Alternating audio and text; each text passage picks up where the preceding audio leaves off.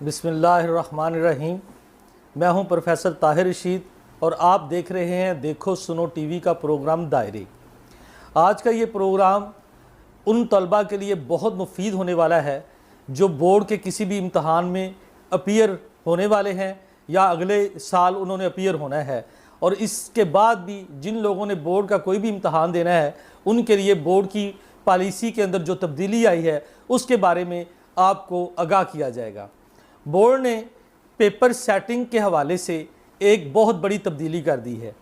इससे पहले आप जब ये पूरा प्रोग्राम देखेंगे तो आपको अंदाज़ा होगा कि बोर्ड ने कितना बड़ा इक़दाम उठाया है। इससे पहले जो है वो बोर्ड जो इम्तहान लेता था, जो भी उसमें पेपर सेट किए जाते थे, मुख्तलिफ़ मज़ामीन के लिए जो पेपर लिए जाते थे, उन पेपरों के अंदर सिर्फ डायरेक्ट क्वेश्चन किए जाते थे, नॉलेज बेस्ड क्वेश्चन किए जाते थे। अब ये नॉलेज बेस्ड सवालात क्या होते हैं?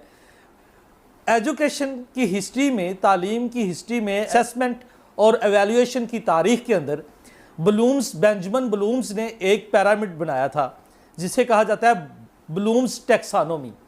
इंसान के सीखने के 6 दर्जे हैं, जिनमें सबसे नीचे वाला दर्जा जो है वो नॉलेज का है, जिसे इल्म का दर्जा कहा जाता है। और सबसे जो नीचे वाला इल्म का दर्जा है उसके मुताबिक आप जब किसी से डायरेक्ट सवाल पूछते हैं जिसमें बच्चे के जहन के ऊपर कोई असर नहीं पड़ता, या बच्चा सोचता नहीं है, बच्चा उसे एनालिसिस नहीं करता, बच्चा उसे एवेल्यूएट नहीं करता, बच्चा कोई क्रिएट नहीं करता, बच्चा जो है वो कुछ भी नहीं करता, तो उस वक्त उसको कहा जाता है कि ये नॉलेज का सवाल है। और नॉलेज का जो सवाल है उसके हवाले से कहा जाता है कि नॉलेज तो जानवरों को भी सिखाया जा सकता है। मिसाल के तौर पर सवाल ये पूछ लेना कि कायदे आज़म कब पैदा हुए, अल्लामा इकबाल कहाँ पैदा हुए, ये नॉलेज के सवाल है।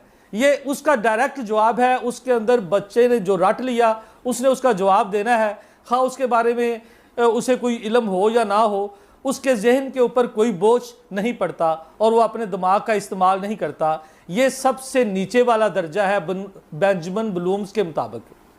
उसके बाद जो है वो दर्जा आ जाता है एनालिसिस का। एनालिसिस के कोई सवाल का थोड़ा बहुत जो है ना उसके बारे में बच्चा एनालिसिस करके जवाब दे, वो अपने जहन को इस्तेमाल करे। तो बोर्ड जो है इससे पहले जितने भी पेपर बनवाता था वो नॉलेज बेस होते थे।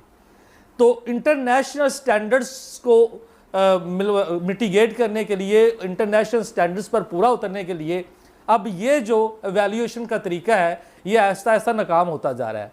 आपने देखा होगा कि हम बच्चे इम्तहान देते हैं, इम्तहान के अंदर उनके बहुत अच्छे नंबर आते हैं, 1100 में से 1080 नंबर आ गए। इसके बावजूद भी किसी अच्छी यूनिवर्सिटी में दाखिला लेने के लिए उनको दोबारा से एंट्री टेस्ट देना पड़ता है। तो इंटरनेशनल स्टैंडर्ड्स ये कहते हैं कि एक बच्चे ने एक इम्तहान पास किया है, उसके बाद फिर उसे दाखिला लेने के लिए दोबारा इम्तहान देने की ज़रूरत क्यों पेश आती है? उसकी वजह यही है कि हमारे जो एवेल्यूएशन सिस्टम था बोर्ड्स ऑफ इंटरमीडिएट का और जो IBCC का जो इंटर बोर्ड चेयरमैन कमेटी है, उन्होंने जो एवेल्यूएशन सिस्टम है उसके अंदर कोई तब्दीली नहीं लाई। तो अब पहली बार रिसर्च करके उसके दर्जे तो 6 है, जो ब्लूम्स टैक्सोनॉमी है उसके दर्जे 6 हैं, हम सबसे नीचे वाले दर्जे पे थे, तो उसको एक दर्जे ऊपर लेके जाया जा रहा है और कहा जा रहा है कि आप जो पेपर बनेगा उसमें 25% जो 25% सवालात है वो एनालिसिस के होंगे। अब एनालिसिस के सवालात कैसे होंगे? उसमें से वो डायरेक्ट क्वेश्चन कब, कहाँ, क्यों, कैसे, ये जो सवाल पूछे जाते थे उसकी बजाय सवाल ऐसे होंगे। मैं मिसाल आपको देता हूँ कि हम बच्चों से पूछते हैं जी अल्लामा इकबाल कब पैदा हुए, कायदे आज़म कब पैदा हुए, वो कहाँ पैदा हुए। इसको छोड़ के इस तरह के सवाल पूछे जाएंगे कि कायदे आज़म जो है वो अल्लामा इकबाल से कितने बड़े थे, अब उम्र में कितने बड़े थे। अब जब ये बच्चे से हम सवाल करेंगे तो बच्चा ज़हन में कुछ थोड़ी बहुत कैलकुलेशन करेगा कि जो अब सवाल एक किया, बच्चे के ज़हन में अल्लामा इकबाल की तारीख़ पैदाइश होगी, कायदे आज़म की तारीख़ पैदाइश होगी, उसको मैथ्स आती होगी, रियाजी थोड़ी बहुत आती होगी, फिर वो हिसाब किताब लगा के जवाब देगा। तो इसको कहा जाता है एनालिसिस, एनालिटिकल क्वेश्चन। तो बोर्ड ने अब फैसला किया है कि हर पेपर के अंदर, खा वो उर्दू का पेपर हो, वो इस्लामियात का पेपर हो, वो अंग्रेज़ी का पेपर हो, या वो साइंस के किसी भी मजमून का पेपर हो, उसके अंदर 25% सवालात ऐसे शामिल किए जाएंगे जो एनालिसिस बेस होंगे।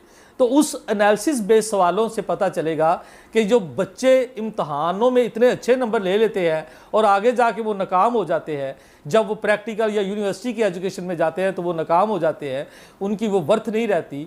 तो उनके मेंटल लेवल को जो है ना वो जांचने के लिए, उनके एप्टीट्यूड को जांचने के लिए अब बोर्ड ऐसा ऐसा इस साल 25%, अगले साल 50%, उससे अगले साल 75%, यानी कि ऐसा ऐसा करके ये जो एवेल्यूएशन सिस्टम है ये एनालिसिस पे चला जाएगा, एप्लीकेशन पे चला जाएगा, उसमें और भी क्रिएशन पे चला जाएगा। तो उसमें थोड़े थोड़े सवाल जो है वो बच्चे की ज़हनी इस्तेदाद के मुताबिक जो टेबल ऑफ स्पेसिफिकेशन माहिरीन तैयार करते हैं उसमें इसका इजाफा किया जाएगा। लिहाजा आइंदा बरस किसी भी बोर्ड के इम्तहान में जिस बच्चे ने अपीयर होना है वो अपनी तैयारी में इस बात का ज़रूर ख्याल रखे कि उसने 25% एनालिटिकल क्वेश्चन जो है, तज्जियाती जो सवाल है उनके जवाबात देने हैं। कहीं ये ना हो कि उसके इल्म में ये बात ना हो और वो बेचारा जो है ना अच्छे नंबर लेने से महरूम रहे।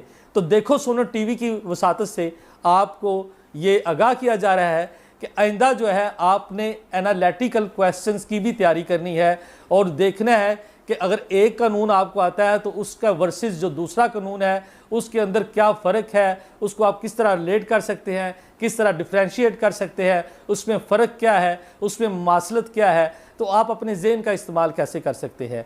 तो इस बारे में अगर किसी को कोई और सवाल हो आपका तो आप कमेंट सेक्शन में ज़रूर लिखें, हम आपके सवालात का ज़रूर जवाब देंगे।